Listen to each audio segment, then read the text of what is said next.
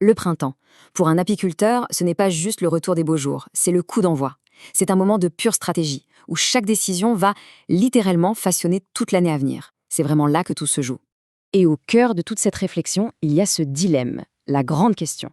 Est-ce qu'on met le paquet sur la production de miel, ou est-ce qu'on cherche plutôt à multiplier les colonies pour l'avenir? Chaque voie a des conséquences énormes pour le rucher.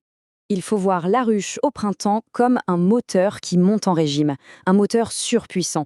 La population explose, la reine se met à pondre à un rythme incroyable, et dehors, la nature offre du carburant à foison. Ce moteur est prêt à démarrer, mais c'est à l'apiculteur de prendre le volant et de choisir la destination. Alors, explorons la première voie, l'objectif miel. Ici, toute la stratégie va consister à concentrer cette formidable énergie de la colonie vers un seul et unique but, une récolte massive. Pour y arriver, le mot d'ordre, c'est l'espace. Mais attention, pas n'importe comment. Il y a d'abord l'expansion qu'on appelle horizontale. On ajoute des cadres dans le corps de la ruche. Ça donne de la place à la reine pour pondre et ça évite que tout le monde se sente à l'étroit. Et puis, il y a l'expansion verticale. Là, on pose une hausse. L'idée change. On incite les abeilles à stocker le nectar tout en haut pour préparer la colonie à donner son maximum pendant la grande mielée. On peut même aller plus loin en boostant certaines ruches. La technique, c'est d'équilibrer les forces. On prend des cadres de couvain bien remplis, avec des abeilles sur le point de naître, dans les ruches les plus fortes, et on les donne à d'autres.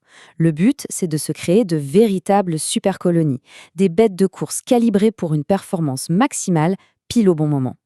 Mais attention, cette stratégie a un risque majeur, le manque de place. Si une colonie en pleine bourre se sent à l'étroit, son instinct primaire prend le dessus. Et que fait-elle? Elle se prépare à essaimer, à se diviser en deux. Et là, c'est le drame. La moitié des abeilles s'en va, et la récolte de miel, eh bien, elle s'effondre. Ok, maintenant, on change complètement de perspective. On oublie la récolte immédiate. Et on passe à la deuxième grande stratégie, la multiplication. L'objectif, c'est de créer de nouvelles colonies, soit pour agrandir son propre rucher, soit pour les vendre.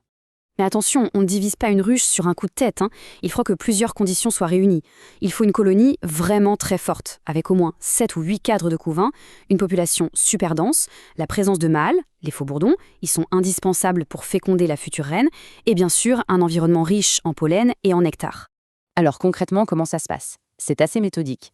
On prélève quelques cadres de couvain bien operculés, on ajoute un cadre de miel pour les réserves, on secoue de jeunes abeilles nourrices de la ruche d'origine, et ensuite on a deux options. Soit on laisse la nouvelle colonie élever sa propre reine, ce qui prend un peu de temps, soit on introduit une reine déjà fécondée pour gagner en vitesse. Bien, on a donc vu les deux grandes options qui s'offrent à l'apiculteur. Mais alors, la question à 1 million. Comment choisir? Quelle est la bonne stratégie pour sa situation? En fait, la philosophie derrière chaque choix est complètement différente. Viser le miel, c'est une stratégie de concentration des forces. On crée des colonies surpuissantes pour une grosse récolte. C'est de la rentabilité à court terme. À l'inverse, faire des essaims, c'est une stratégie de distribution des forces. On divise pour grandir. C'est un véritable investissement sur le moyen terme. La décision finale va dépendre de plusieurs choses. Évidemment, la richesse florale de la région, le nombre de ruches qu'on a déjà, les objectifs économiques personnels et puis l'expérience en élevage de rennes. D'ailleurs, les apiculteurs professionnels, bien souvent, ils font les deux. Ils dédient une partie de leur rucher à la production de miel et l'autre à la multiplication. Pour finir, passons en revue les gestes qui sont essentiels, peu importe la stratégie choisie. Et surtout, l'unique, la grosse erreur qui peut tout ruiner. Et voilà, on y est, le point le plus important. La pire erreur, ce n'est pas de choisir la mauvaise stratégie, non. C'est de ne pas en avoir du tout. Parce que si l'apiculteur ne donne pas de direction, les abeilles, elles suivent leur propre plan, l'essaimage naturel. Et la conséquence, c'est simple. On perd le contrôle, on perd la moitié de la colonie et on dit adieu à la récolte. Donc, qu'on ait choisi le miel ou les essaims, il y a une checklist de base incontournable au printemps.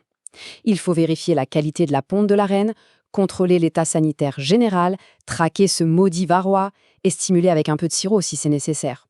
Et puis, tenir un carnet de suivi précis pour chaque ruche, ce n'est pas une option, c'est l'outil indispensable pour prendre les bonnes décisions au bon moment.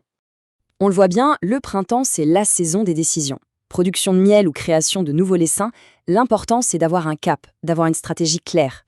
Alors, après avoir pesé le pour et le contre, la question reste entière. Quelle sera la meilleure stratégie à adopter cette année?